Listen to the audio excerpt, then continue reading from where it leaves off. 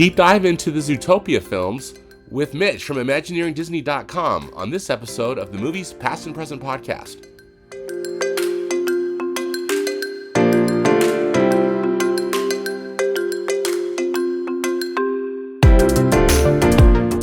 Hello and welcome to the Movies Past and Present podcast. It's March 20th, 2026, and this is episode 146. I'm your host, Stanford Clark, and I'm podcasting from the Crossroads of the West in beautiful Salt Lake City, Utah. Just like my website, moviespastandpresent.com, I'll be providing recommendations, commentary, and reviews about current and classic cinema. Thanks for tuning in, and let's do this thing.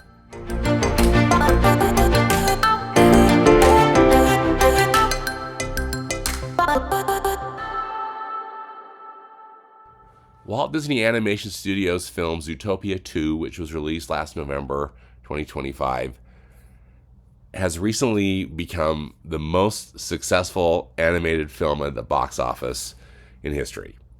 And that's a pretty remarkable milestone. Of course, these are worldwide numbers. It was very successful in the US, but also huge hit worldwide. And you know, the first Zootopia film 10 years ago also was a big hit, earning over $1 billion worldwide.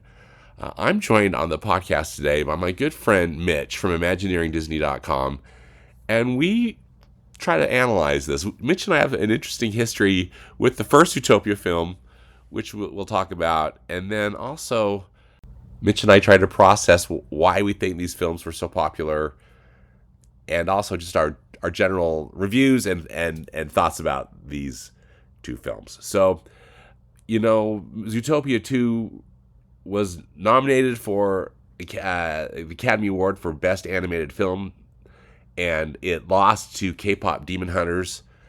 You know, K-Pop Demon Hunters is so popular and a phenomenon in and of itself, and really loved. I think it's a fun film, but personally I think Zootopia 2 is actually a much better film. I think the animation is superior, and as is the story. Again, I'm probably not the target audience for K-Pop Demon Hunters, but still, you know, good for it. But I still think Zootopia 2 is the better film, and it's now playing on Disney Plus. So make sure to check it out on Disney Plus if you haven't watched it, as well as the original Zootopia. They're both, I think, both really great. Here is my conversation with my buddy Mitch from ImagineeringDisney.com. Mitch, how's it going? Doing super well. Stan, how you doing? Hey, I'm great. Thanks so much for joining in. I really appreciate your time, and we got some fun stuff to talk about today. Yes, we do. So this is going to be a Zootopia-centric episode. We're going to be talking about both Zootopia films. And Mitch, I was reminded, I can't remember if it was my Photos app or whatever on my phone, that it was 10 years ago, in March of 2016, right? We got to see an early screening of Zootopia on the Walt Disney Studios lot.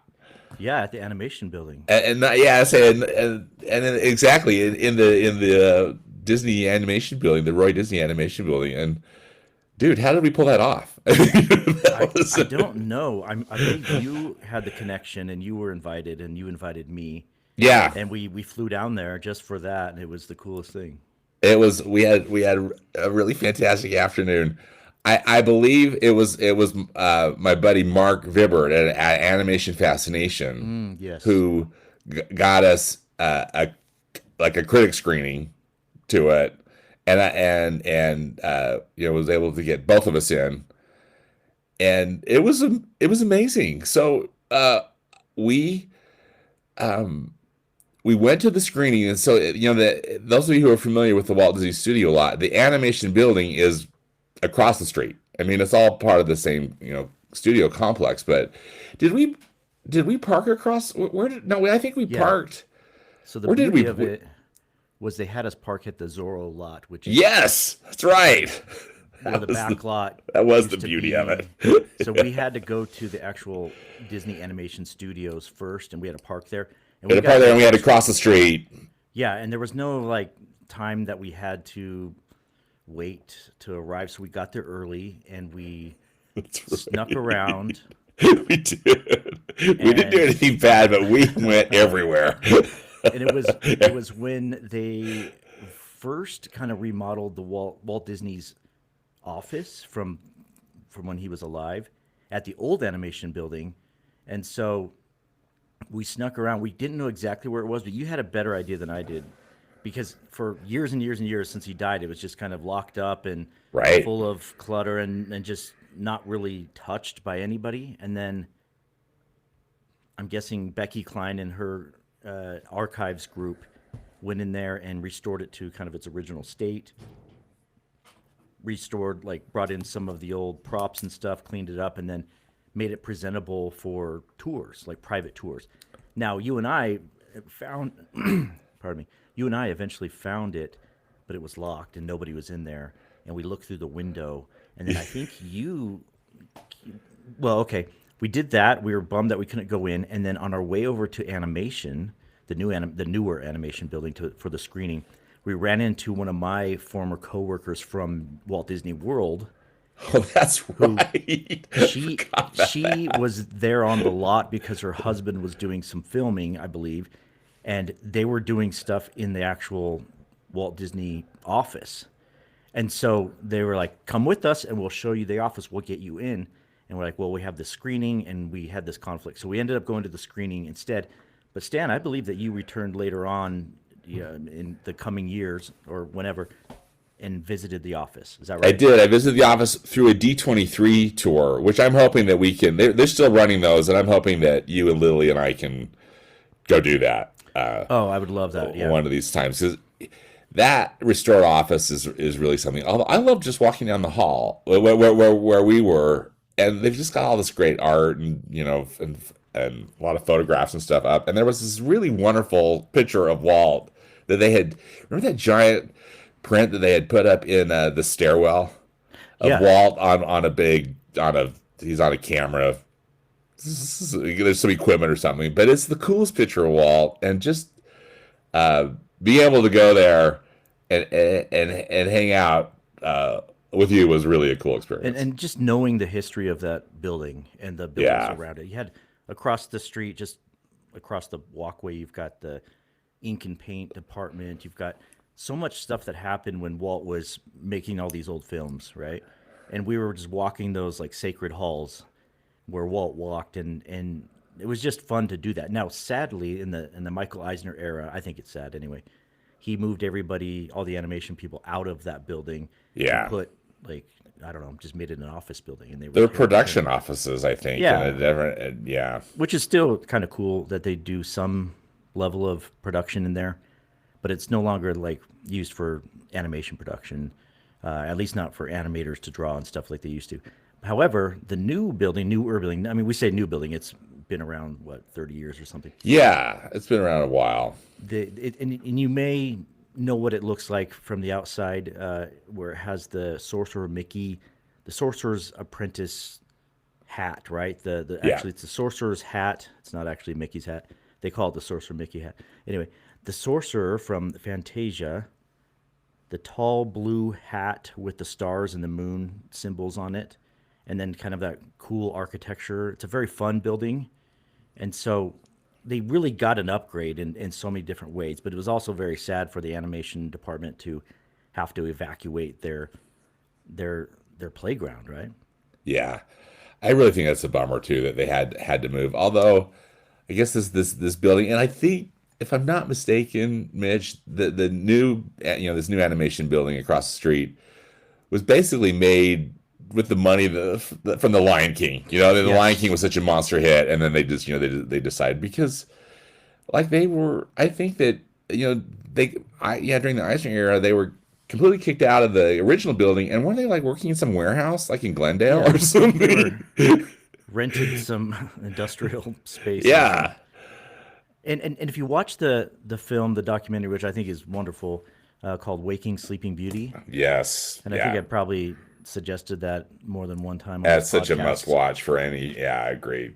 Good You call. see what's going on during that time because there was a question if they even wondered if Disney Animation should continue. They didn't even Right.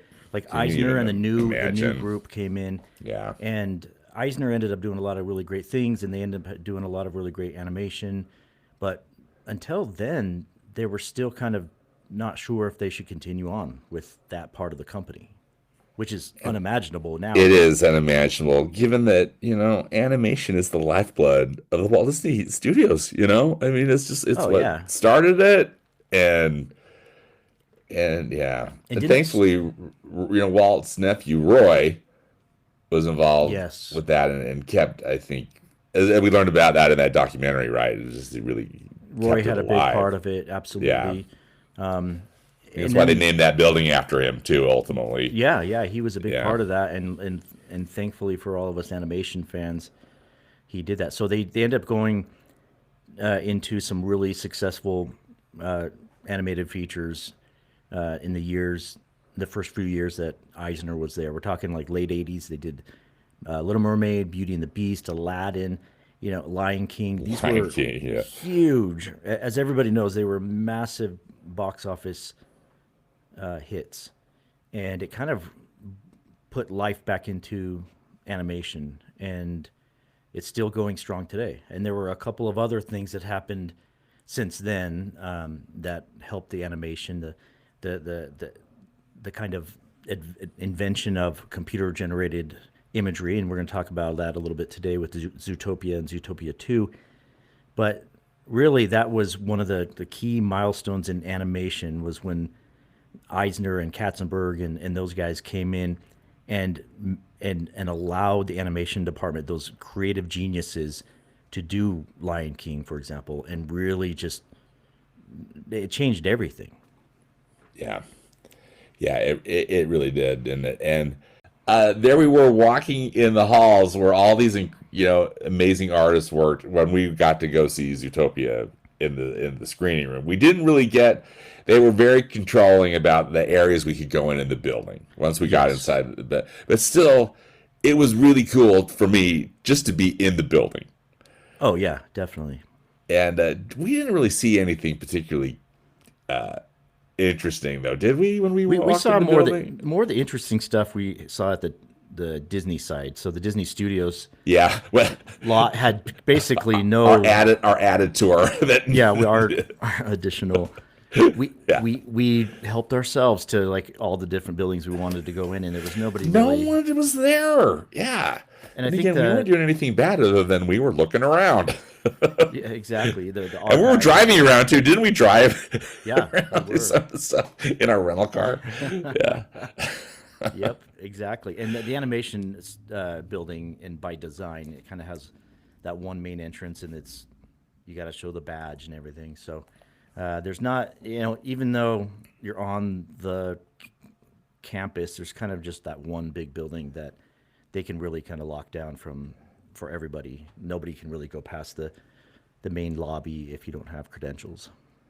did we walk around that Legends Plaza, Chuck? That's right in front of that Michael Eisner building, with the Oh, Seven yeah. Dwarfs. I think we did, didn't did. we? Yeah, and that's really cool. I think they've got See all the those handprints and Disney Legend plaques that are up, and yeah, that was And, neat. And we went in the studios. I'm sorry, the archives yes, lobby. They've done a lot of good things in the like outer lobby and then the inner lobby. yeah, Saw some really cool artifacts and documents and stuff. yeah. They've got this cool like reading room kind of thing, right? But that's a museum piece in and of itself. Yes, just um, full of priceless memorabilia, right? yeah. Oh, and then yeah. outside of that, so like in the main it's like a smaller section of a bigger building where the archives are, and you can only go into like a part of it. But in the big main lobby of the building, you've got display cases, and they have one of the multi-plane camera setups. Right. So Yeah. we were having like a major animation, moment. Yeah. Where we got to see one of one of the multiplane cameras. And Yeah. what they can do with that, the things that they did back in the day with the multi-plane camera, right, where they have multiple layers of painted scenery, and so the camera can move and the layers can move independently of each other. It creates all that depth. They were still using that through like Beauty and the Beast, Yeah. Aladdin era, and Yeah. then computers kind of took over. Although, well, now that I'm thinking about it, I don't know if they actually used one of the machines, but they continue to use that sort of effect, like That flat effect, right? The whole that process, right? Where the flat uh, painted, yeah, yeah, and the way that the camera can move through those various layers and the depth of field it gives right to the shot. yeah, just Yeah, incredible. yeah, it's incredible, and it's just so cool to see these pieces of film and Disney history Oh yeah. up close. I mean, there it was. He was just hanging out there in the lobby. I'm glad they have it, and I just think maybe not everybody, but I still think there are people that work at Disney who care about the history. Yeah, luckily, I think there's a certain emphasis that they've started to. They've realized that they need to pay attention to the history and provide the history and just like have reverence for that history because so many fans demand it, and even a lot of the employees. Not everybody, but there's a good number of like the history nuts that like like you and me. We're both big on the Yeah, history stuff. yeah. Mitch, did we? I'm just trying to remember too. It wasn't necessarily a private screening, was it, of Zootopia?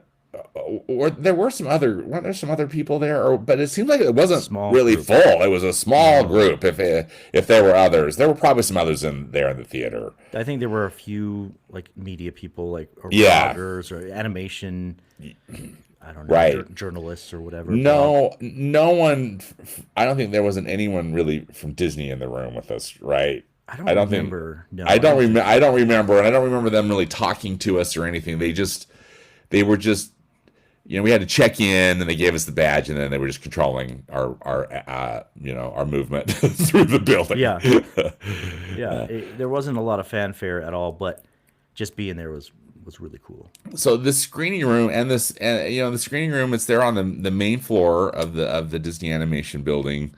How many seats do you think are in there? I mean, it's not that No, big, a couple it's hundred or yeah, something. I don't maybe a couple know. hundred. I mean, it's not as big as these large movie theaters you go to Right, in your right. town. Like it was much smaller, so it's a pretty intimate viewing. A nice screen, Yeah, it was a good nice screen, nice technology. projection, Yeah. and plenty big. It wasn't, of course not. It's not IMAX or anything.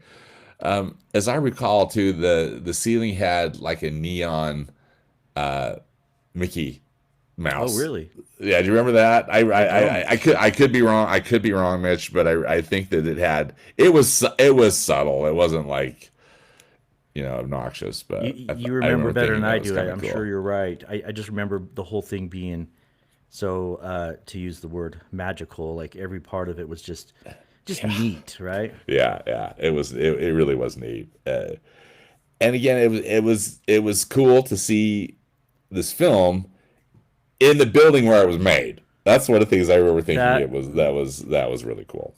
and it reminded me.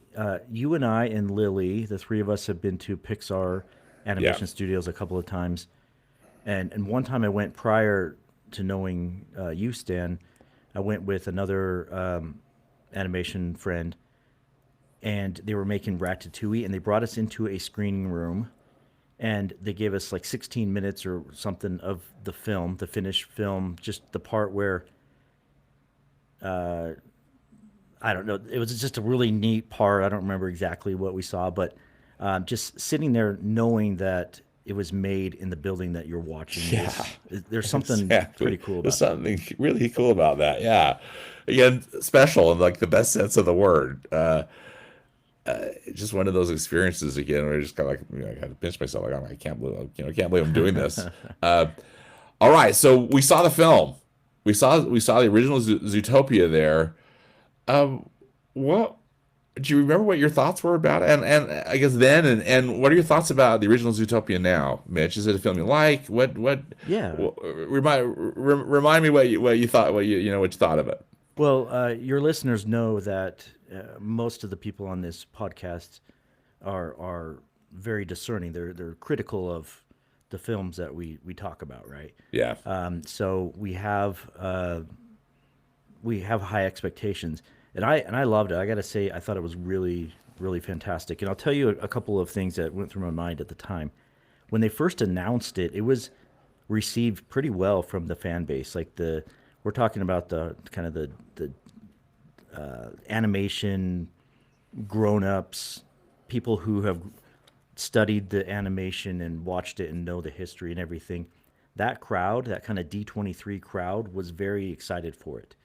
The creators of it, the filmmakers, they referenced the 1973 Disney film Robin Hood Robin Hood. Yeah, as exactly. as one of their inspirations. Inspirations. Right? Yeah. Yeah. Which I would love to get into tonight in this conversation. Yes, me too. Me too. 100%. And both of us are fans of that Robin Hood film, and clearly the filmmakers are too. And so they announced this world that was populated by only animals, no humans, but they live like humans. They have modern lives, right? They wear clothing, they take public transportation, they drive cars, they live in They a walk city. on two legs. Yeah, they walk on two legs. Yeah. They speak, and so just the very little bit that they teased, it made us all pretty excited. At least from my memory. Yeah, we I were agree. pretty I excited. think for it. we were pretty stoked about it. Yeah. And I think the fear at the time, because there had been some things that the fans didn't like about the Walt Disney animation that was happening at the time, leading up to this. We were fearful that it would just be too dumb, too silly, too lowbrow, or just targeting the child audience, right? Not the Yeah.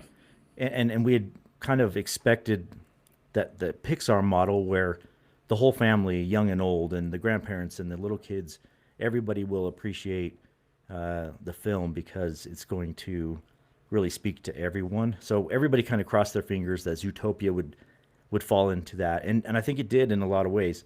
Now, the thing that I liked immediately, and I still do to this day, and it continued into the sequel, is that world, right? That the whole world that they established that is so complex and so beautiful and so unique and interesting.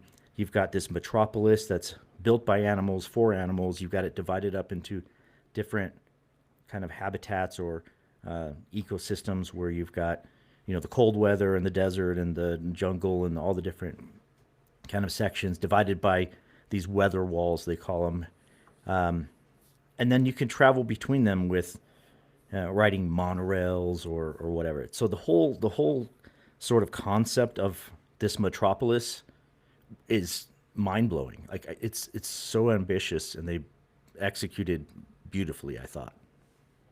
I completely agree with you, Mitch. One of the things, I'm so glad you brought up Robin Hood, because I'm trying to think of a film prior to that, but I am just a sucker for anthropomorphic Right. animals and that have clothes and, just Robin Hood is such a favorite of mine. And as I recall, it's one you like too, Mitch, and for many reasons, but the character design is so superior in Robin Hood. Oh, it's Don't you wonderful, think?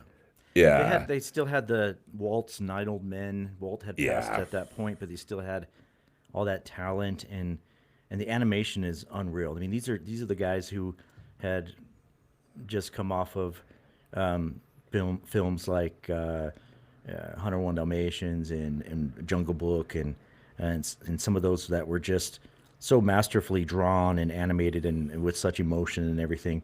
It was this film that just had a whole lineup of animals, snakes and elephants and foxes and bunnies like little Skippy and the little church mice, and I mean it's just got everything, and you just gotta Everything. love the way that they animated and put that classic story into the world of the world of animals. Was there a film prior to Robin Hood where that was done in a Disney animated feature? See, I'm not sure. I mean, and I wasn't like looking at any kind of reference material, but I couldn't really think of one. I mean, of course, there's Mickey Mouse, but that seems different to me. No, Like Mickey Mouse and Donald Duck in a way that Yeah, the way that was implemented in Robin Hood.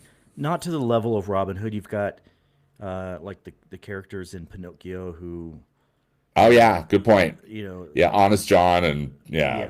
you've got a couple things like that, but it's not an animal world. and you still have some animals who don't speak English. It's kind of a mixture of things. So there are a few animals here and there that do wear clothing and speak English, but they never Walk on two legs. yeah, walk into it. But until Robin Hood, I don't think they'd ever done it like a whole film like that. A whole feature, yeah, with every character, right? An animal. Or since, Yeah. I mean, Yeah, pretty true. much everything includes a talking animal or some sort of lifelike animal, anthropomorphic to some degree, but it's got a lot of humans in it, and Yeah, like the all Rescuers, you like know, rescuers, those films have all sorts of humans going on in that. Yeah. Great Mouse Detective, and Oh, yeah. Oliver and Companies. So you have a number of movies that have the talking animals, but they're kind of in the human world most of the time, and they just sort of there's a hybrid between human and animal living and kind of coexisting. Whereas Robin Hood and Zootopia, it's all animal, all anthropomorphic, all speaking. It's very unique in that way. Both of those. So yeah, yeah, okay. Well, thanks for the sanity check. uh, with Zootopia, then, as I recall, I think you and I both liked it, even after the screening, right? Maybe we still had to process through some of it, but overall, what were your feelings, or what's your review of the original film that we saw 10 years ago? I'll tell you what. You and I liked it more than Lily did. She wasn't Yeah, as screaming. absolutely. Isn't this one of those quotes from Lily that is great for a DreamWorks film? Yeah, Is, it's a pretty good DreamWorks film. yeah. Yeah, I don't think I think your quote is accurate. I don't think she said great. I don't think great was involved. I think she was more critical of it than we were, and Yeah. which is fine, and she has some good reasons for it. Yeah, absolutely. I'll tell you, I loved it, and I wanted to see it again, and then I saw it again, and it was great. Fast forward, I have children now who love it, and we watch it semi regularly, and I could kind of see it through their eyes, and Yeah. they just get a lot out of it. I think it's their Robin Hood, right? They did not grow up in the Right. 70s and 80s. They're growing up now, and it's kind of their equivalent. I mean, I do have some dislikes, of course.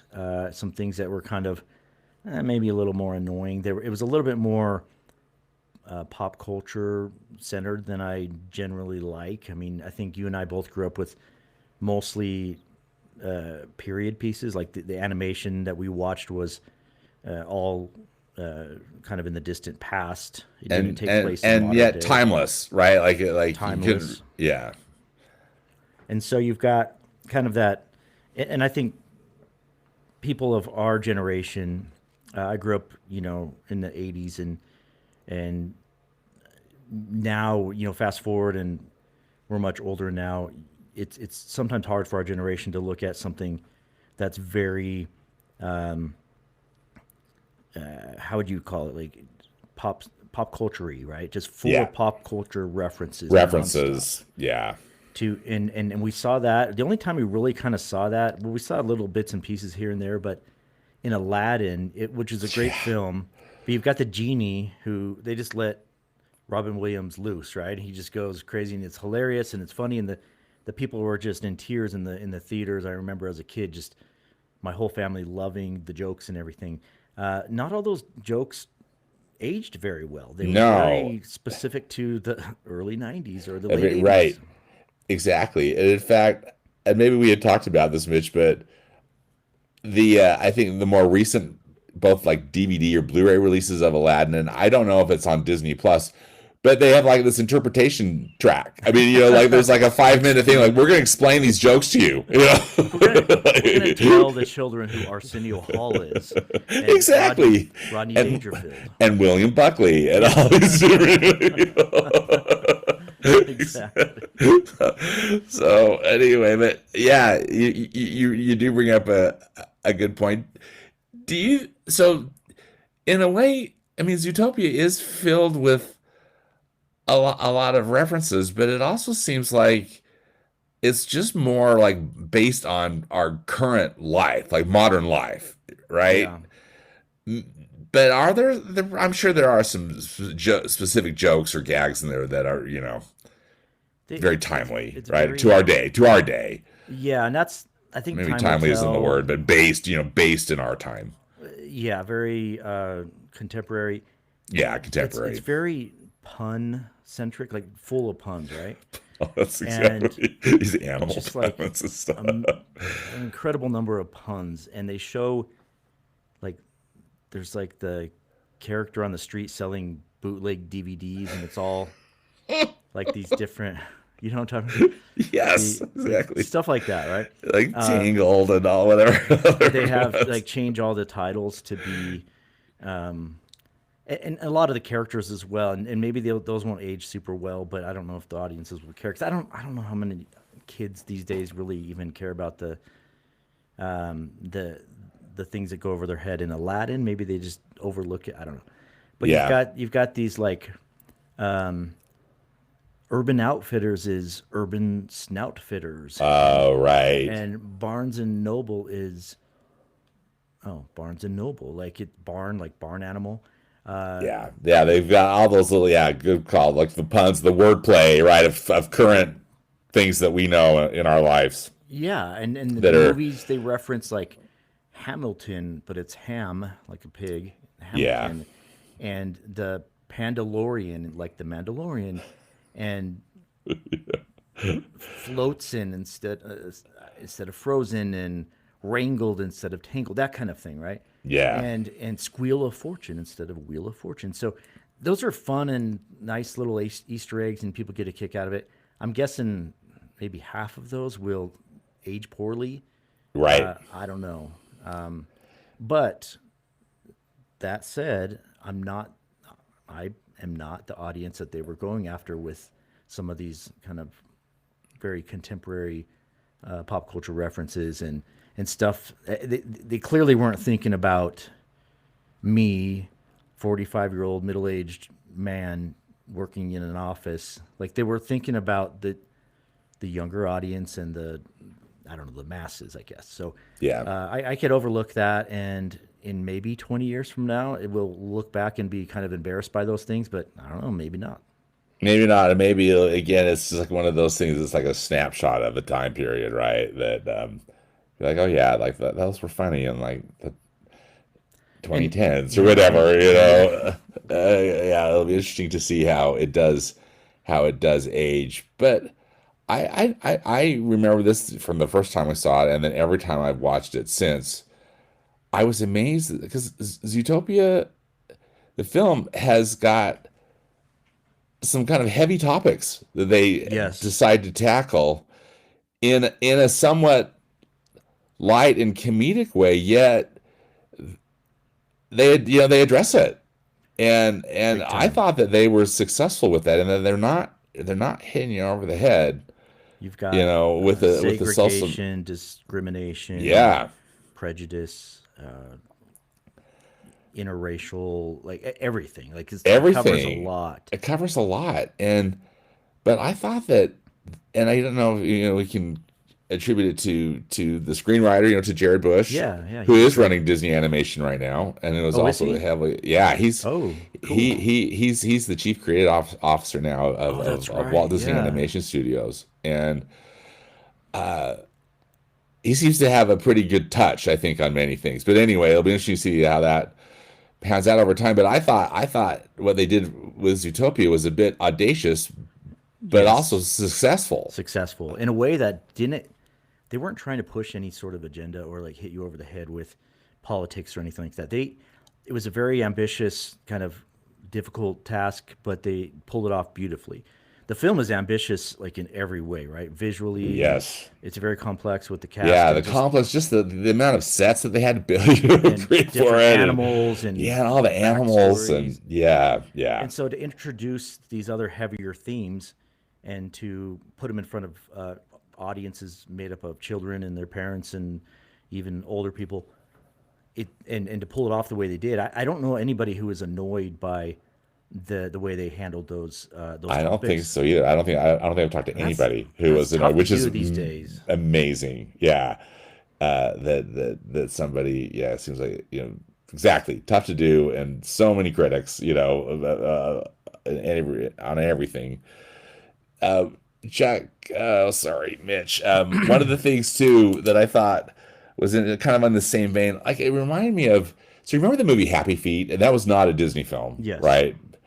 But I mean, Happy Feet's cute, right? But I felt like I was just getting absolutely hammered by a sledgehammer with environmental messages. And I'm all for let's care for Right. the Of environment and course. be good and be good to animals, be good to others. But Sure. oh my goodness, I just thought, I just felt like Al Gore is showing up and just slapping me upside the head, with this kind of Right. messaging. Yet here Disney comes in and is tackling racism, I know. Can you segregation believe it? and stuff, and you don't feel it. I'm still kind of amazed by it. Yeah. I really appreciate how they do it because regardless of your political leanings, you're not going to, I think, for the most part, not going to worry about the way that they do it because they did it so tactfully. And one of the things they do, and this isn't always my favorite in filmmaking, but they do it well in these two films, they pack it full of content and jokes and gags and so many different things. It's just an hour and a half full of one after another little moments.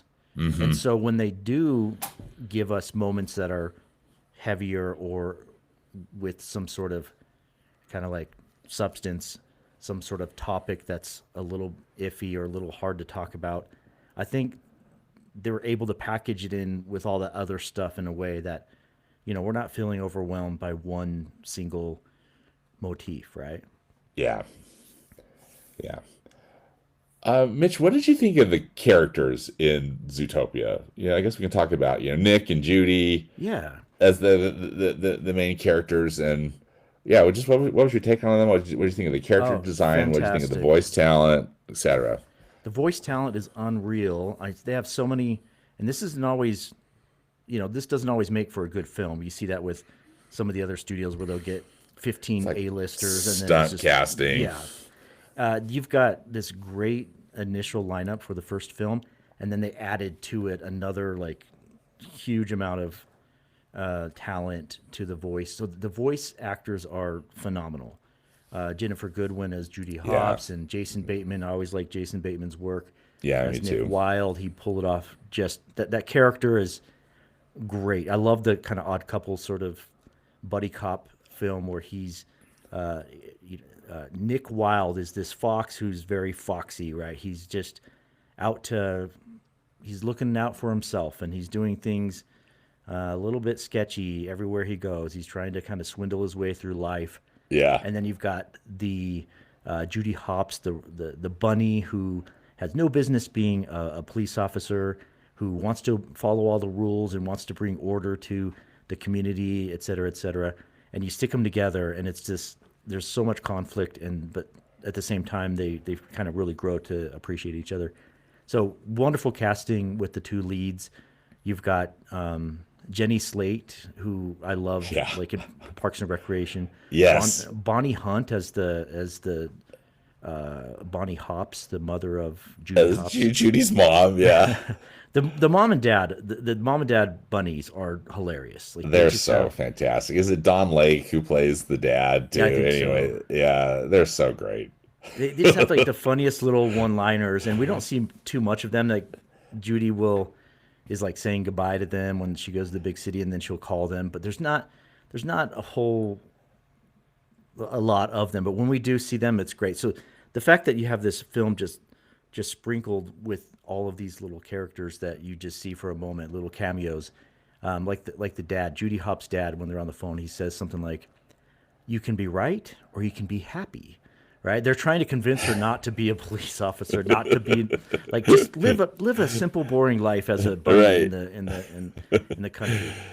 You've got newer characters like the horse. I think his name's Brian Windancer, who's Right. Who's voiced in by Zootopia too? Patrick Warburton, Patrick Warburton, who who's gets always hilarious. MVP. He's so funny. He has just the funniest delivery. You've got Macaulay Culkin as one of the Lynx. Like, kudos to Disney for bringing in Macaulay For Culkin. bringing this cast. Yeah. And I tell you, my favorite of all, and it was a total kind of like surprise. I did not realize he was going to be in this, but Ke Huy Quan, the Yeah. snake, As the Gary the snake, Gary. and you remember him from Goonies and Temple of Doom, and he Right. did. I think he did a voice in Kung Fu Panda 3 or 4. I think he was number 4. He was in Encino Man back in the day. He just has that charm about him. He's the little Asian kid in Temple of Doom and Indiana Jones, and it's just so cool that he came in and voiced this.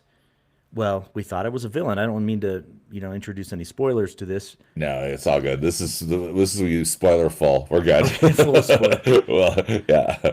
Well, he plays the snake, Gary the Snake. Gary the Snake. And it's like in this whole world of Zootopia, there's no place for reptiles, right? No place for snakes. We don't need that in our society. But now all of a sudden there's a snake in town, and what do we do with that? And he appears to be ruining things, and he's like the bad guy. Well, it turns out he's not the bad guy after all. In fact, he's quite important to the whole story, and he descends from an important snake from Zootopia's past, and his voice acting is just great. I mean, I just get thrown back to my childhood when I'd see him in Goonies or In Goonies and Indiana in Temple of Jones. Doom. Yeah, right. Yeah, absolutely. Short Round was my favorite character in Temple yeah. of Doom. That was such brilliant casting. I completely agree. Yeah. They threw in a couple of. Go ahead. Oh, go ahead. No, after you, Mitch. No, I was going to say they threw in a couple. They threw in a couple of other kind of smaller roles. Robert Irwin, the son of Steve Irwin, Yeah, plays was that a koala. Yeah. And his name is Robert Furwin instead of Robert Irwin. Right. I mean, just the puns, the endless puns, pet puns, or animal puns. I mean, Yeah, Yeah. Ed Sheeran is Ed Sheeran, like shearing a like shearing sheep. yeah. He's like playing a sheep parody of himself, which is hilarious. Hilarious. And then another one that I really was impressed by and kind of didn't see it coming was Nibbles Maplestick, who is the beaver who helps them out, played by Fortune Feimster, however. I don't know how you pronounce her last Not name. sure, But yeah. but she's a she's hilarious comedian. She's Yeah. there's a show that ran for a while on network TV called Life in Pieces, and it had Tom Hanks' son as one of the stars, and she was kind of a secondary character that was on sometimes, and she was absolutely hilarious. And it seems to me that she probably brought a lot to that character that they weren't planning on having as part of the character. She brought a lot of she probably improv'd a lot of their lines and stuff. So this beaver who is like, hey, I could find the people that you need. I can show you around. And then the beaver takes the two leads into remind me of what it's called. It's like the bayou part. Right. It's not the swamp, but it's some kind of a marsh. Yeah. Marsh. Let me see it. Yeah, we need to find what is the name of that? Marsh Isn't Market. it Marsh? Marsh Market. That's right, Marsh Market. Okay, so yeah. Marsh Market was one of my favorite environments of me too. any film, right? Of any animated film. It's so fantastic. Yeah. It's like this kind of this port, this little kind of fishing town, but it's made up of seals and a walrus and starfish and just a bunch of sea animals, dolphins and stuff. And it's just one of the most beautiful settings ever. And then you've got part of it being the reptile hangout, like a secret speakeasy, like nightclub. A speakeasy that it's like in a half sunken boat, right? Where they put this, yeah. Totally hidden away, and the beaver character can take Judy and Nick down into this reptile because they're looking for the snake, right? They're looking for this hidden kind of what they think is a bad guy snake, and they go in there and it's just this kind of old rundown nightclub, and it's full of reptiles and a million gags about reptiles. There's a sign on the wall above the bar that says Mr. Toads. And I think that's fun for Yeah. us Disneyland fans or, even fans of the film. But just some really cool environments. So 2 thumbs up for the Marsh Market. Marsh Market. If I'm not mistaken, there's an Ariel's Grotto like store really? or something there in Marsh Market. They're just like one of the buildings. They've got a sign on it. If I could, Oh, I that's could be cool. wrong, Mitch, but No, I think I you're saw probably that. right. And then there's a great like Lady and the Tramp gag that they play there, or that Bella Notte song Oh, yeah, plays when yeah, they're yeah, when they're on the exactly. walrus or whatever's going on. So cool. And again, just a fun way to tie some cool Disney stuff in, but without being, I don't know, too overt about it or too stupid about it. I thought all those jokes really worked. And this is the setting for it. If you're going to have a world that complex, you can throw all these in there, and most of them will be completely unnoticed by the audience. But if you do pick up on these things, now I'm not always a fan of putting the hidden stuff into the parks or into the films. It gets Right. a little bit over It's the too top, much. a little too much. But I think it works well in this. In I this thought particular I thought setting. it was just the right amount. It wasn't just Yeah, it yeah. was pretty good. And in the Marsh Market, I paused it several times this week when I was watching. It's now It's funded on out for purchase. yeah. And that'll be streaming soon, if not already. I kept pausing on the Marsh Market, going full screen on my computer, just looking at all the details because you have all these things floating in the water Yeah. and things just everywhere. I will say, if I could bring up one little nitpick, Please. and this is not exclusive to these films; it's kind of in any film. There's a lot of like weird, unnecessary, angry outbursts by by these like background characters, which I think could be funny, and in some ways is funny, but it's like happens repeatedly in this film. Like You that seal. the seal that just loses it, like, and it's like, Yeah. okay, but now you've got the dolphin like 5 seconds before doing the The same dolphin. thing. Yeah. You've got when they go to the jail, there's like a giraffe that sticks his head out through the bars, and just there's a lot of moments of just extreme anger, like losing their temper, kind of out of Yeah. nowhere. And I'm like, okay, it's happening a little more than It's I thought. happening a lot. Yeah. That's a good It, point. it reminds me of like the old black and white TV shows that we, grew up watching on Nick at Night or whatever. The like Leave It to Beaver or something. There's always that like guy that just gets super impatient with a kid walking down the street and just like, Right. I what was do you super want, annoyed. kid? Just very like some outburst that was completely unnecessary, and so I guess that it kind of fits into my other sort of pet peeve with these movies where you have these like tough talking characters that, and I get that's why it's funny, right? There's an irony there because it's this little character or a little old lady or a small, like that little fox that has the pacifier, and all of a sudden pulls out this deep voice and this attitude and this like, I'll kill you kind of thing, and okay, I get it, but sometimes it's just annoying for me.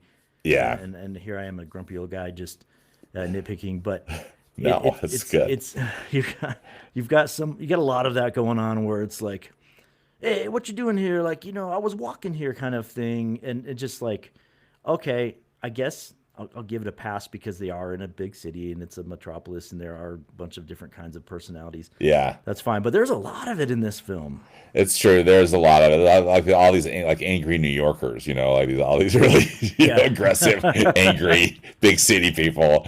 There's the mobster, the Godfather. Yeah. And I'm trying to remember what kind of animal that is. It's like anyway, someone told me. I can't remember. But anyway, Little, like, yeah. like a really aggressive small animal, and they're the same way, like, kiss the ring, that whole thing. But to me, overall, I agree with you. Maybe a little too much, but some of those I thought landed pretty well too. Yeah, yeah. I think, like we said, it's a tough balance when you've got that many things. Right. He's an Arctic shrew, Thank according you. to Yeah. Thank you the for looking internet. that up, I didn't Mitch. I did not know that until right now. Yeah, this is some animal that I'd never heard of before, and it all makes sense, like where he lives and stuff. So, what were your thoughts then overall of Zootopia 2, Mitch, I think as a I think film? I thought it was great, a great sequel. I'll tell you this: my kids were very impressed. We took them to the theater, and it was a big deal for our family. I asked them afterwards which of the two films they like better, and I have four kids, and two of them said they liked the sequel better, and two of them said they liked the original better, and all four of them were kind of torn between the two. Like, it's kind of one of those worthy sequels in my mind where Yeah. it deserves to exist. And you and I are very critical about Yes, we animated are. sequels. There are too many animated sequels, and the lineup is always half sequels and not enough original. Blah blah. Blah. Well, you're Yep. taking an original concept, then you're adding the next kind of chapter to it. This is a world that I think is made to be a franchise. Yeah. There's so many things that they could explore, and I think that's what I really liked about this sequel is that it was not a rehash. It wasn't a No, remake. They took these characters that we had already met, that was already been established, and took them someplace new. And I was impressed by that, and I enjoyed it a lot for that reason. It it, wasn't just like, let's yes. just make the same movie again. And the filmmakers, they came out and said this world was designed to feel much bigger than one movie, right?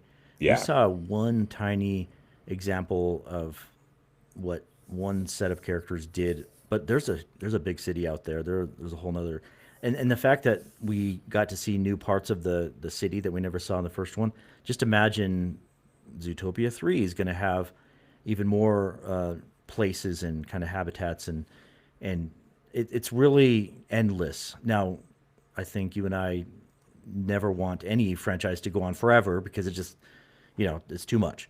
But it set itself up for a third one at the end. It very clearly was Yeah, like, very clearly. If you stay through the end credits, yes. it's very clear of what could probably happen in Zootopia 3. Yeah, Yeah, so get ready. There will be a three, and if it continues to make a lot of money, which this one did, we're going to see a four and a five. And honestly, I mean, I hate to admit it, but if you're going to do that, this is kind of a really good film to do that with. agreed. Because there's just any number of stories that they could make work. What was your review of Zootopia 2? I'm curious. So I loved it, and I thought again incredibly funny. I thought the jokes and were nonstop. The animal puns, of course, were nonstop, but I thought that the animal puns were funny, like the zebros and stuff like The that. That I just Zebras. thought, I just thought they worked, Yes. and I mean, I laughed. But also, frankly, one of my favorite scenes in Zootopia 2 is when both Nick and Judy, they're there in that ice plant, with the weather wall and the weather wall, Oh and yeah. they both have kind of come back like near death experiences, Yes. and they both like basically express all their neuroses as well as their feelings for each other.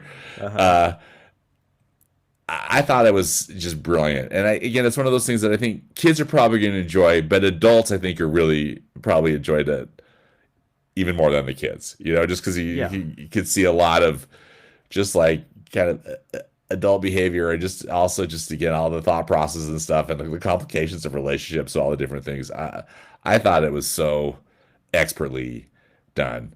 Yeah, uh, Jason Bateman as Nick Wilde like opened up like in such an uncharacteristic way for his character, but like it worked. Like you believed it. You Yeah, believed that it he was to worked. that point. And then the funny part is that she recorded it on her little I know.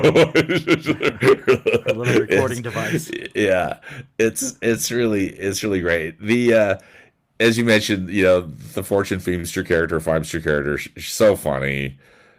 I thought the casting was particularly great, as we Yes. discussed. Patrick Warburton is the mayor.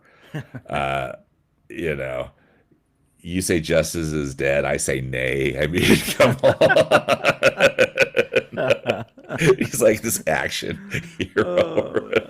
He's such a he's he kind of plays the same character everywhere he goes, but like It it works. works. It's so like his what's his name on Seinfeld? The character he plays, Putty. Putty. Oh my gosh, he's just so he has such great one-liners and just it's like his the way he goes about every character he plays. This is no exception. He just did it brilliantly. And even when he's just on that little intro video for Soren, the Soren ride, Oh man. he's really great. And Andy Samberg also, Oh, Andy he Samberg, yeah. he plays that other. Again, we don't quite know what his motivations are. Links, one of the But Links that family. Links, yeah, one of the in the Linksley family. yeah, the Linksley. But so anyway, I thought it was a blast, and it really, if they're going to continue to make sequels, I think that's a good world to be in. And also, if they continue to make it, that it's an original story, Yeah, that's yeah. not just a rehash, and different changes in the characters and the relationship gets deepened and all this stuff. As sequels go, I thought it was terrific. Can I share one dumb memory of Patrick Warburton? Please, please. So, and this is not a great ending. It actually it depresses me to this day. But I was working at Magic Kingdom at Walt Disney World. My office was above Main Street, so like above the Emporium, and we would. Well, I more than my coworkers, I would go down and ride a couple rides during my lunch hour, or go down and get food or whatever. And this one time, my coworker said, "Hey, I'm meeting my spouse down in the park for lunch. Do you want to come with us?" And I said, "Nah, no, no, I'm good." And I always wanted. I took every chance I could to go into the park because I was stuck in the office all the time, knowing that I was like in the middle of this theme park. And that one time, I said no for whatever reason. And my coworker came back and she said, "Hey, guess who we ran into? Patrick Warburton." I go, "What?" "Oh yeah, he's down there in the park." I'm like, "Oh, you kidding me? I could have met him."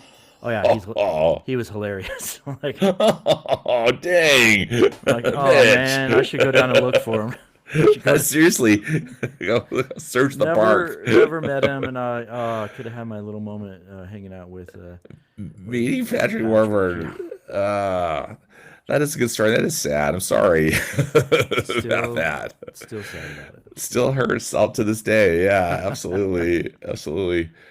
Uh, the thing that really boggles my mind in a way, though, Mitch, is how both Zootopia and now Zootopia 2 each have made over $1 billion That's from incredible. worldwide box office. They are tremendous hits. And I mean, of course, I'm glad that they're popular because of, you know, they're good. Yeah, It's not some stupid movie that's making like, the Lilo and Stitch remake. You know, right. uh, like really that made $1 billion. Like what Oh in the gee, world?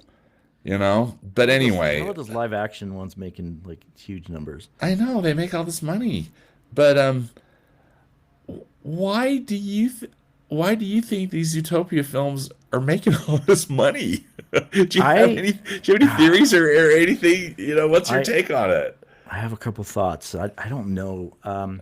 I think part of it is that there's a lack of quality entertainment right now out there. Yeah. We're in. There's so many. There are so many like huge budget films that kind of fall flat. There aren't a well, there's a decent amount of films for children for families. There's probably more than there ever was in the history, but not all of it's great. You have all these different studios and kind of direct to streaming stuff. So it's quality. It's high quality. I think that the audiences appreciate that. They are very funny, like you said, very funny. They, I think, you and I think back to the like late '80s, early '90s when Beauty and the Beast was like it kind of saved the animation world and Yeah. Little Mermaid and stuff. So this might be the Lion King of this generation, in a way, right? Meaning that it's like full of animals and it's ambitious, very ambitious. It's just, it's a world that's very intriguing, very engaging, very appealing to audiences. I think for my kids, it's just something that they want to watch on a regular basis. It's an easy watch, but it's also one that they can really get into. I don't know. I don't really know because I wouldn't put this in that category of one of the classics, right? One of the all-time Disney classics. Yeah. But I think that it kind of is for our day. And maybe you and I are kind of too far removed from, like, we're not kids anymore. Right. I don't know. Like, I'm not really sure. I'd love to hear your thoughts, but I just think that if I don't know if I were to attribute one thing, it would be just like it's a quality film. I'm with you on your comments, Mitch. I think that makes me really happy that when quality gets rewarded, I get really frustrated, Yes. when like cruddy films get rewarded. And I'll try to, I won't go into my whole rant about live action, quote unquote remakes. Although I do I'm looking at you, Lion King, because that I think also made $1 billion, and that thing was just a joke, shot for shot remake with Yeah. Beyonce. I mean, come on. So that made me so happy that this, I guess both films have really been accepted and embraced. And I mean, it did great in the U.S., but it's like markets like China, that Yeah. love it. And I mean, Shanghai Disneyland has like this Zootopia land, Land, don't oh, they? They land. got that big fancy Zootopia ride and stuff. Yeah. And again, I think it's just because I'm not from China and I don't understand the mind. I don't know the mindset. But I was like, well, I wonder why. I just wonder why it's so popular. I mean, it's not a complaint at all. I just, I'm guessing Japan is the same because they really yeah, love their critters and their cute, critters. Yeah. fuzzy, fluffy animals. Yep. You sent me an article, I don't know, a week or so ago that talked about this and how it's just like a huge box office success. I'm trying to remember what it said. Basically, it's like breaking records and it's just this huge cash cow for them, which is great. I think like you're right, it's quality being rewarded. Um, what it means is that we're going to see a lot more of it. We're going to see it in the parks. We're going to see, isn't it coming to Animal Kingdom at Walt Disney World? Well, it's there. Is it It's already being built? they have a well, at least there's a 3D film that Oh, is in that's the Tree of right. Life now. It's this that took the Zootopia, place. Together or something Yeah, that took the together. place of it's a A Bug's Life. but yeah, It's tough yeah. to be a bug. It's tough to be a bug. Thank you.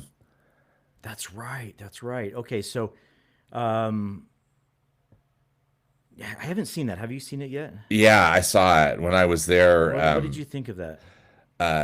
near the first year. Well, I think it's tough to be a bug is clearly a better, uh, you know, a better show. Better fit. But honestly, I thought it was fun. It was, it was like the film. It was manic.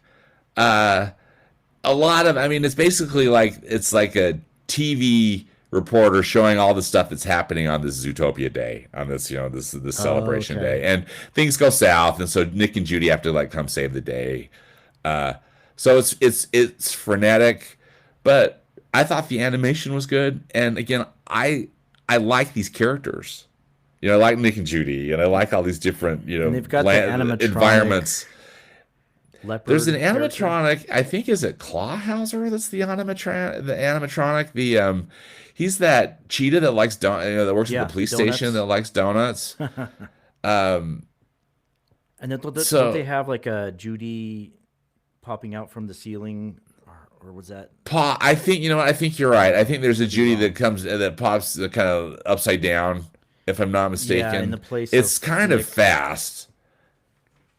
In the place of Flick, right, where Flick would come down in the, and I only saw it once, so I'm by no means, and also I've never watched. I'm sure there's a lot of filmed versions of it that people have posted on YouTube. I need to be reminded. I've seen little clips. I haven't seen the whole show. Yeah. My take was initially that show was built around A Bug's Life because you're in a tree. You're in that big giant tree of life. Exactly. Kind of that icon centerpiece of the park of Disney's Animal Kingdom. And as you get into the inside of the tree, the scale of everything around you is increased to where you're now the size of a bug. You're hearing all these buzzes and noises from bugs all around you coming from different places, and you're in that great waiting room, that pre-show. I know, which I Beautifully love, and sculpted. it's still there. It's been Zootopia-fied, but it's still there. It's still intact. But my question is, and you probably know this, like, are you now still the scale of a small insect? No, it's like, and I can't remember what they're calling it, but it's like you're in the Zootopia theater or something. They've. So that's an interesting, weird way to. Yeah, fit. it's a weird. It's a forced fit because it's scaled up to where you see honeycomb, but it's very large in the texture of the wood. I mean, you're inside a tree, like a hole in a tree. It looks like you are in a giant tree. It looks like you're tiny and the tree is normal size around you. So I guess if we overlook that, I mean, Zootopia's worthy of something in the parks. I think Shanghai has a lot of animatronics and sets. Yeah, I've seen. Of course, I haven't written on that. It wasn't there when the time I went to Shanghai Disneyland years ago. But it looks like it's quite an immersive ride with a lot of animatronics. This looks like that to me. From the YouTube video I saw, what did you think of? I'm always a fan of like an immersive environment with physical sets and a lot of animatronics and kind of bring you into that world. With the theme parks relying so much on the projected screens everywhere, it's nice to have kind of the old school dark ride experience. So I hope to get over to Shanghai Disneyland and check that out along with the rest of the park. You've done it. I mean, you've been to the park. I haven't been to the park yet. I'm guessing Tokyo will probably jump on that. I would think so too. That Tokyo's going to get some Zootopia stuff. One thing, Mitch, to mention about the film though in Animal Kingdom is that the theater was completely full. Oh, the day that I saw it, of course, loaded with families, and the kids were into it. Everybody. Really? There was so much laughter, and I was just trying to pay attention as I was walking out. When you get back into the sunlight, as you exit the theater, smiling faces, kids kind of jumping up and down, and I thought, I guess it was successful in that way, at least for the audience that I saw with. I don't know. I don't think that a lot of necessarily Disney adult fans are necessarily happy with it. And I wasn't unhappy with it. I was just like, well, it was, a little frenetic and I thought the other film was a better show, but still it was a fun little romp, and it'll be interesting to see if how long it stays, and I mean it probably will stay there now forever. Things work in Walt Disney World. Does the new show stab you in the spine like the old one? Yeah, there's some stuff. I think there's some. You get some water, and also there's. I'm not sure about the stabbing in the spine, but there's definitely the stuff that's on your seat. Like they had like when the bugs were Crawling underneath as you you're and- crawling underneath you. Yeah, they use some of those in theater effects that they used to really good effect in It's Tough to Be a Bug. It's that whatever animal, a hornet or something that Yes. goes behind the audience and then like stings you. And Yeah. every And seat has a little thing that jabs you a in little the thing that back. jabs you in the back, and everybody freaks out, and Yeah. it's really fun. It's really fun. Yeah. Now, in my opinion, not that my opinion matters to anybody at the Walt Disney Company, but I thought It matters to me, Mitch. Oh, well, But gosh, and ditto. I thought they should have reanimated and rewrote the "It's Tough to Be a Bug" show, because I'm a big fan of A Bug's Life, the early, like from whenever the late '90s yeah, Pixar film, one of their first. I think that was their second film. I think it was their second film. Yeah, And so after Toy Story, after Toy Story. great film, great story. I think the story is wonderful. The ants have to deal with the mean grasshoppers, and they end up kind of conquering and defending themselves. Great story. It'd be really cool. And I remember going to Animal Kingdom when it first opened in '98, and this was there. And they'd kind of made it at around the same time they made the film. It wasn't like the film had been out and been a big success for several years. And then they Right. made I the mean, almost film. like it was released concurrently, right, or whatever. That Yeah. they were trying to, kind of, yeah. I think so. I don't know the specifics of that, but it was kind of came out the same time or whatever. Yeah. I thought it was great back then, but the animation on both the film and the show, the attraction, could be updated with modern technology, and it could have been that much kind of Yeah. more like quality immersive, because it was like it was mid '90s computer generated animation technology, Yep. and then even watered down a little bit for the theme park, which like they do. So it didn't hold up very well over the decades. So in my mind, I would have had Pixar produce a new show, use the same elements in the theater, because you have those spiders coming down, maybe add something different. But you've got spiders coming from the ceiling, you've got Flick, you've got that great Hopper animatronic, which was like the most advanced for its time. or Right. One of the It most was advanced. One of the most advanced. Yeah. Beautiful animatronic where he Yeah. It comes out was just a really great great animatronic. character. Just I really thought the experience of going into the Tree of Life and being a bug and seeing all that was really cool. And then they could have like done version 2, but I think this is going to be, and I think they know this. They think they're going to get a lot more people coming to Animal Kingdom specifically for the Zootopia thing, rather than just a refresh of the old Bugs Life thing. So Yeah. I mean, I Again- don't necessarily agree with it, but Right. I get it.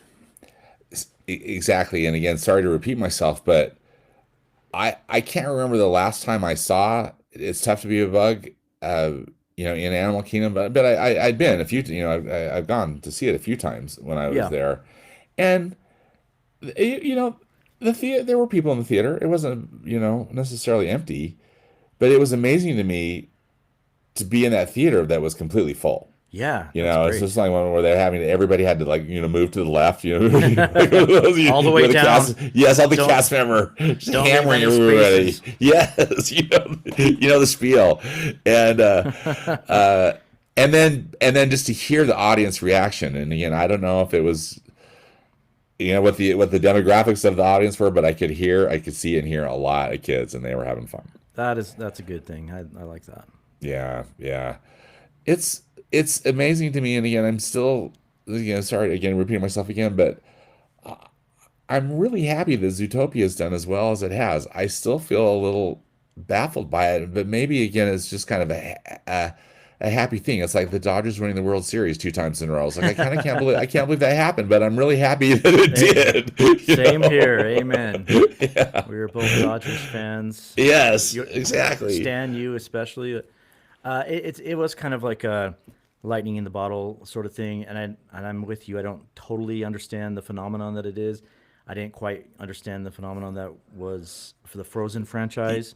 Right. But my daughter, sure, she's 5 years old, and she sure understands the brilliance of it. And I tell you, looking into kind of the development of the and watching some of the extra, behind the scenes stuff of Zootopia, I think it could have been a much worse movie. It could have been a flop in a lot Oh, of ways. absolutely. Some of the early ideas, and this goes with every film ever, and especially animation. The early ideas need to evolve a lot during the course of development, right? They always start out one way, and then they get refined, and hopefully they turn out really good when it is released. This is no exception. So you're probably familiar with this, but the the tone was supposed to be much heavier. They were always going to kind of tackle some of those heavy themes, but it was going to be Nick Wilde, the fox, was going to be the central character, and Judy Hopps was such a like minor character. He was going to be very more cynical, and I guess he was going to be a former Boy Scout who had been bullied and muzzled by other animals, Yeah. and he was going to like he turned kind of bad, right? So it followed him through his world where the predators were heavily discriminated against. So it was going to have that kind of theme that we got a little bit of, but much heavier. It was going to be much darker. They were going to wear shock collars, like predators were going to be forced to wear shock collars in the darker version, which is interesting. Electronic shock collars, like many of them. They were going to be trapped. Wow. They were going to Yeah. be shocked if they became aggressive. Judy Hopps was, like I said, a side character.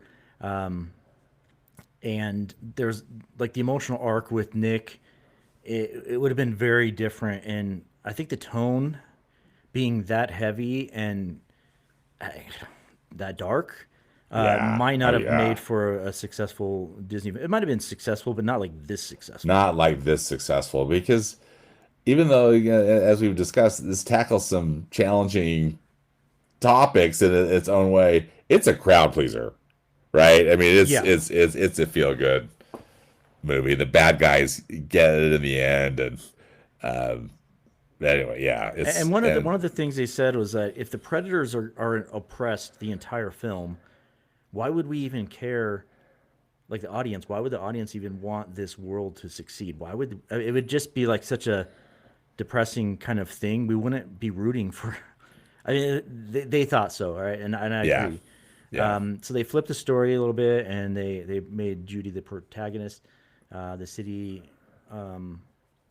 seemed much more utopian, like just uplifting Yeah. and fair. They found out that there was some corruption, of course, and that was part of the story. But prejudice and fear were revealed more gradually through a mystery plot, like in the sequel, like kind of sort of mystery, not a murder mystery so much, but like just they did it in a way that seemed to work really well, and it's not going to get anybody down. Like little kids aren't going to be afraid of what they see on the screen. They're not going to be Right. They're not going to be like feeling that heavy like darkness that was originally going to be there.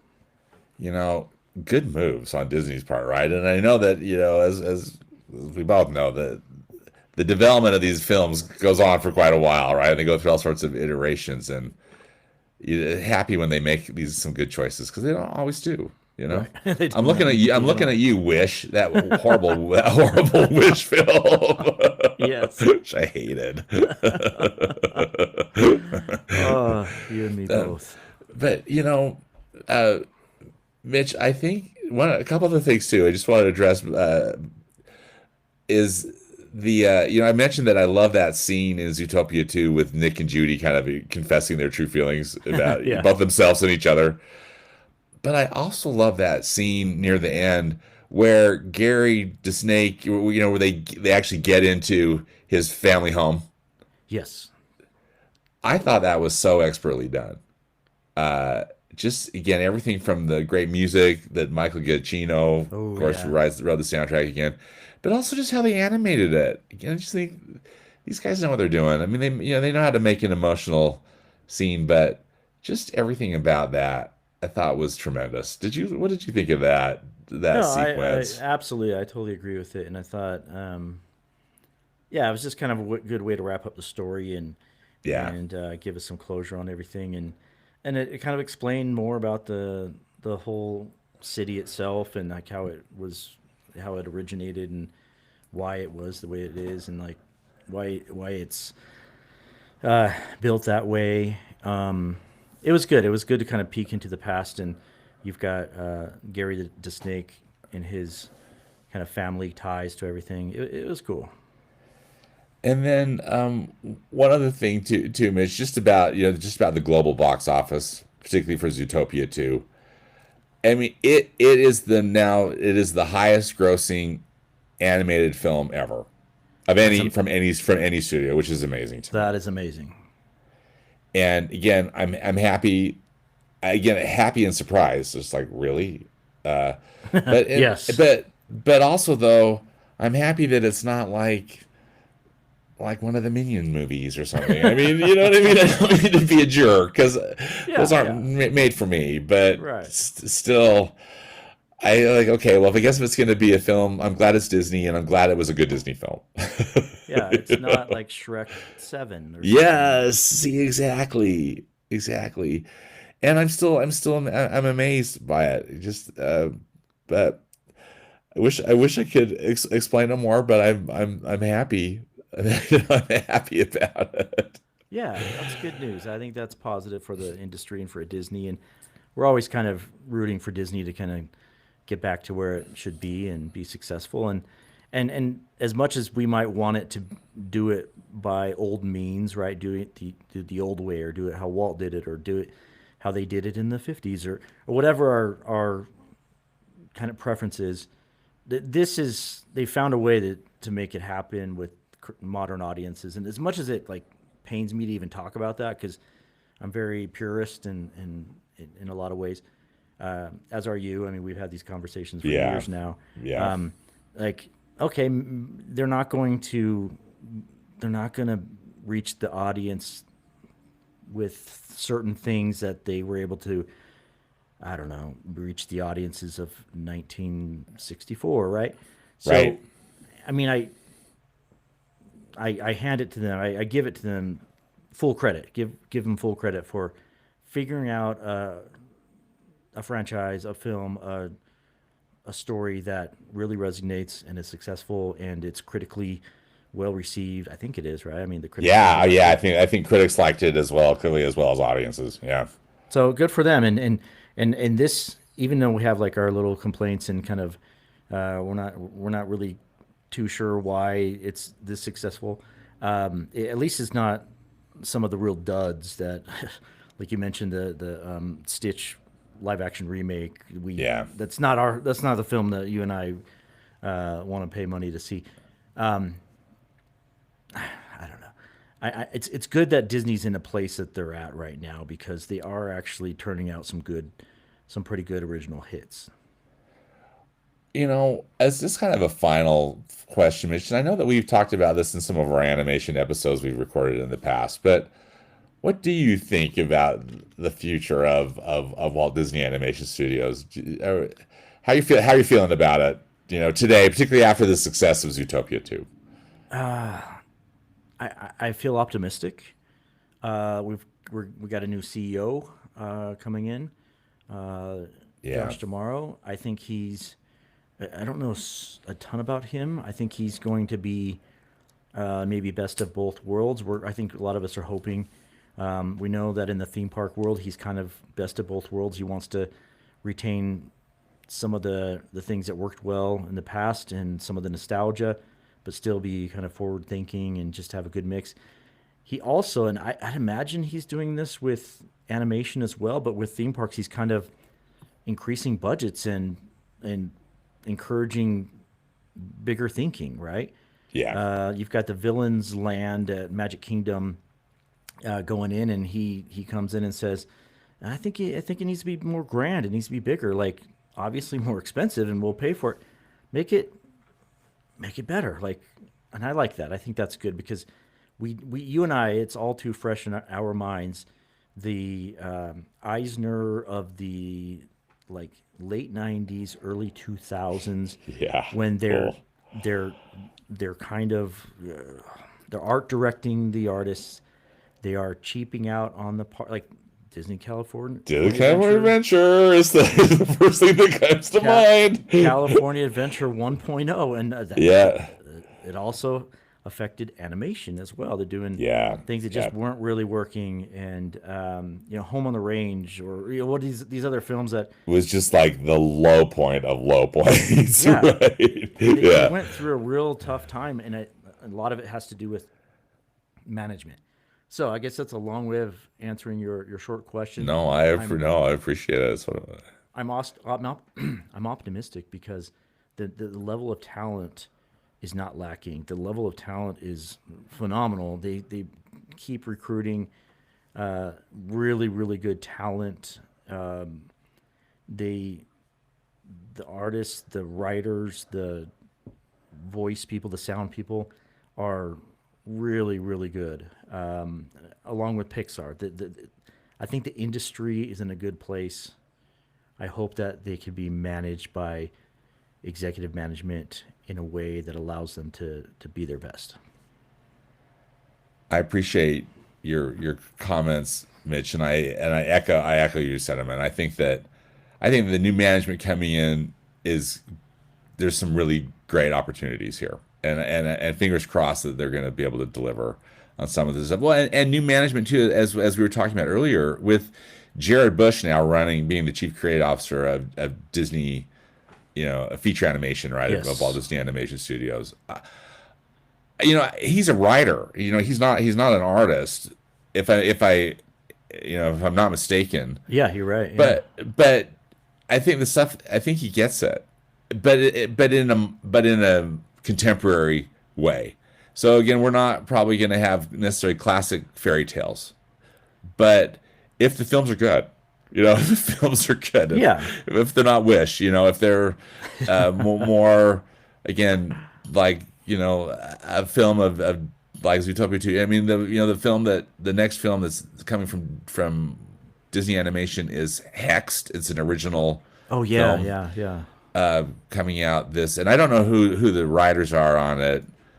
And I can't remember who's directing it as well, but still, optimistic. We've got an original story, and won't be great if it's a film we like, So fingers crossed. And I hope that Josh D'Amaro is going to be a really, kind of infused with some new energy and some new thinking. I'm excited about it.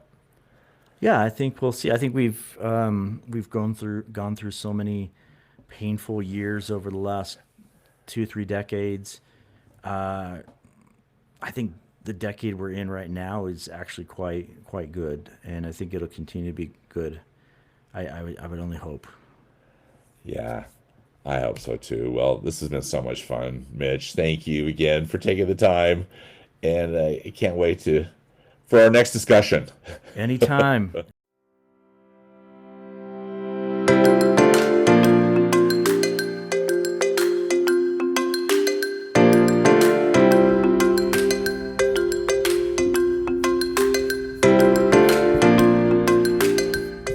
Well, that does it for this episode of the Movies Past and Present podcast. Again, huge thanks to Mitch from ImagineeringDisney.com for joining me. Subscribe to the podcast where you listen to podcasts, and follow me or send me feedback on Instagram. My handle is @StanfordClark. As always, I hope you'll enjoy some good movies this week, whether they be from the past or the present. Thanks again for listening, and until next time, be safe out there and dedicate yourself to the truth.